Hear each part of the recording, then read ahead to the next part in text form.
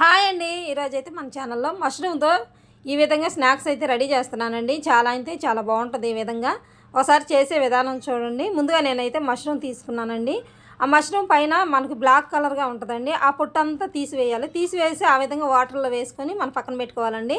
తర్వాత క్యారెట్ ముక్కలు, బంగాళదుంపలు చిన్న చిన్న ముక్కలు కట్ చేసుకొని అవి కూడా ఒక కళాయిలో వేసుకొని కొంచెం వాటర్ పోసుకొని పొయ్యి వెలిగించుకొని పొయ్యి మీద పెట్టుకోవాలండి. ఇవేంటంటే చక్కగా ఉడకబెట్టాలి. మెత్తగా ఉడకకూడదండి.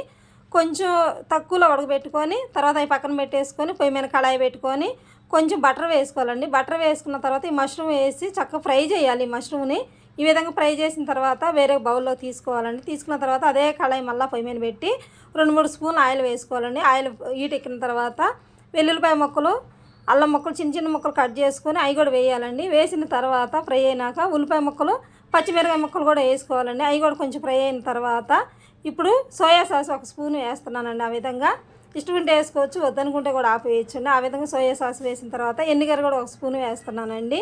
ఆ ఎన్నిగడ్డ కూడా 1 స్పూన్ వేసిన తర్వాత ఇప్పుడు టమాటా సాస్ కూడా ఆ విధంగా 1 స్పూన్ వేస్తున్నానండి. ఇవన్నీ వేయటం ఏంటంటే మనం కారం ఎక్కడ వేయం కాబట్టి ఇవన్నీ వేసి చక్కగా పిల్లలు అయితే చాలా ఇష్టంగా తింటారండి. మంట అయితే ఉండదు.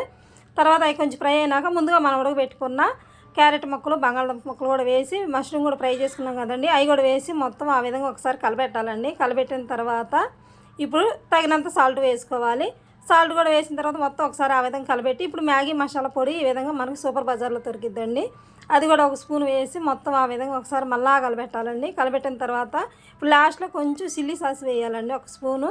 అది కూడా వేసిన తర్వాత మొత్తం ఒకసారి ఆ విధంగా కలబెట్టాలి. కలబెట్టిన తర్వాత ఇప్పుడు కొంచెం కొత్తిమీర వేసుకొని మొత్తం ఒకసారి కలబెట్టుకుంటే ఈ విధంగా మష్రూమ్తో మనకి స్నాక్స్ అయితే రెడీ అయిపోద్దండి.